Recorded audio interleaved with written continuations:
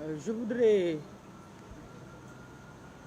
commencer par une citation d'un penseur rwandais qui disait qu'un leader politique qui ne se soucie pas de son peuple devient le souci de ce peuple. Eh bien, nous ne voulons pas être le souci du peuple sénégalais. Nous comptons accompagner le peuple sénégalais dans ce qui l'intéresse le plus. Sa condition de vie, son bien-être, ses besoins. Je pense que nous avons eu raison d'organiser la résistance parce que nous subissons une injustice. Quand je dis nous, ça veut dire les leaders, mais aussi le peuple. Le peuple subit de graves injustices par rapport à tout ce qu'on lui prive. On prive au peuple une bonne santé. On prive au peuple une bonne éducation, une éducation de qualité.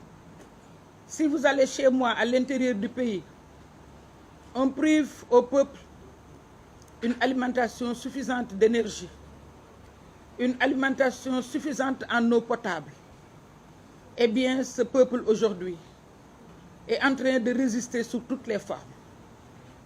Et parmi cette résistance, une nouvelle trouvaille de notre ami Ousmane Sonko. Ousmane, je voudrais sincèrement te féliciter. Je pense que ce concert de casseroles est tout simplement un référendum. C'est un référendum parce que la majorité des Sénégalais étaient sortis hier et toutes les composantes de la société. C'est-à-dire que tout ce qui ne pouvait pas venir à nos marches, tout ce qui ne pouvait pas venir à nos meetings, ont manifesté à leur manière hier. Et à l'unanimité, je dois dire, ñaar rek moo amoon ñi nga xam ni seen qualité de vie seen jàng joxu leen ko, seen qualité de vie seen taxawaay joxu leen ko, seen qualité de vie li ñu jariñ réew mi joxu leen ko, ñooñu rek ñoo nekk ci jàmm. Waaye démb concert de casserole bi képp koo xam ne am nga lu la naqare comme ni mu leen ko demandé woon rek wan nga li la naqare. yemuñu ci concert de casserole mais dañ ko booleeg ay discours mu ñor leen torop nag ndax li nga xam ne moo tax mu gën leen a ñor mooy ku nekk daf naan sénégalais du respecter heure. Mais bi 20h jotee pile ñëpp ñoo àndandoo pile xanaa liñ doon xalaat kay mooy moom 10 minutes la leen waxoon ni leen nañ ko def 10 minutes gars yi ñenn ñi dem nañ ba minuit kenn ku nekk da nga tolloog fu sa naqar toll, fu sa raala bool toll, fu sa maar toll ci réew mii ak régime bi. ñii joytu nañ ndox mi, ñii joytu nañ courant bi, ñii joytu nañ njàng mi, ñii joytu nañ éducation bi.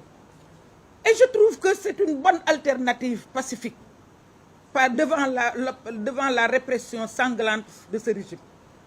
Di rey, di xaañ, di dóor, di gaañ, hôpitaux yaa ngi fees, di jàpp nag di jàpp te jàpp boobu léegi amatul xàjjeeg seen. léegi dañuy cibler ay nit ci kaw nu mu leen neexee ñu jàppale.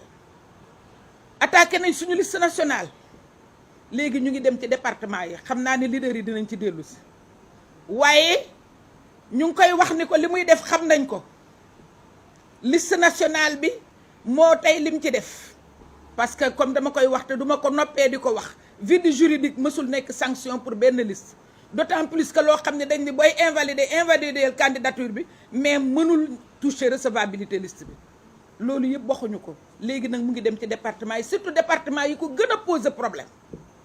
moo tax mu laal Mbacké moo tax mu laal Pikine moo tax mu laal Guédiawaye moo tax mu laal Ziguinchor na ko leer ni ko xam nañ fi mu jëm mais ñu ngi koy xaar parce que nag résistance bi du faillir benn yoon lii benn forme la woon bu élégante d'ailleurs boo xam ne apprécier nañ ko nag parce que dafa nekk une approche inclusive boo xam ne ku ci nekk wax nga ni nga ko bëggee ku ci nekk wane nga ni nga ko bëggee mais référendum la nag référendum la boo xam ni dañ ne woon ku bëgg ak ku d'accordul ñi d'accordul ñoo doon tëgg démb te nag unanimement la ñu manifesté wu référendum la référendum dañ naan oui ak non oui au régime de Macky Sall kenn déggu leen afon kenn déggu leen mais non au régime de Macky Sall moom riir na démb kon nag mënuñu lu dul féliciter les leaders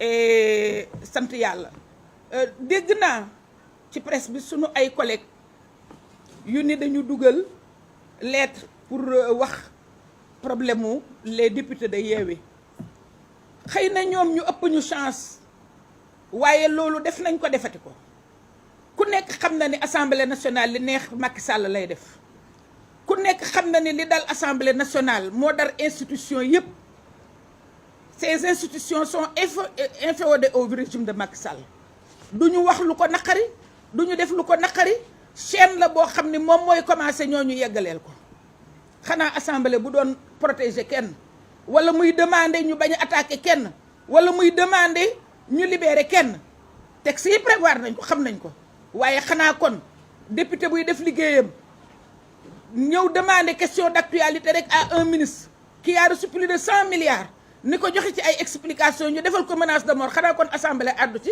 te député ba bind ko lettre amul benn yoon boo xam ni assemblée mës na prononcé wu ci benn député du ma ko yemale rek ci député opposition parce que mësu koo defal benn député prononcé wu demander la libération de benn député du ko def parce que kiy tëj mooy tëj te kooko yëlif assemblée kon nag du ko demander mais du tee def nañ ko dinañ ko signaler pour remercier leen ci donte ni yëguñu ko mais dégg nañ ko dinañ leen ci remercier donc li nga xam ni moom moo ci injustice boobu nga xam ne dañu li Ernesto Che Guevara waxoon on commence à mourir quand on commence à garder le silence devant l'injustice je crois que sunu collègues yooyu loolu la ñuy bañ ñoom itam bëgguñoo dee waaye Yewwi Askan Wi aussi bëgguñu dee moo tax duñu garder le silence on continue à dénoncer l'injustice à se battre pour la restauration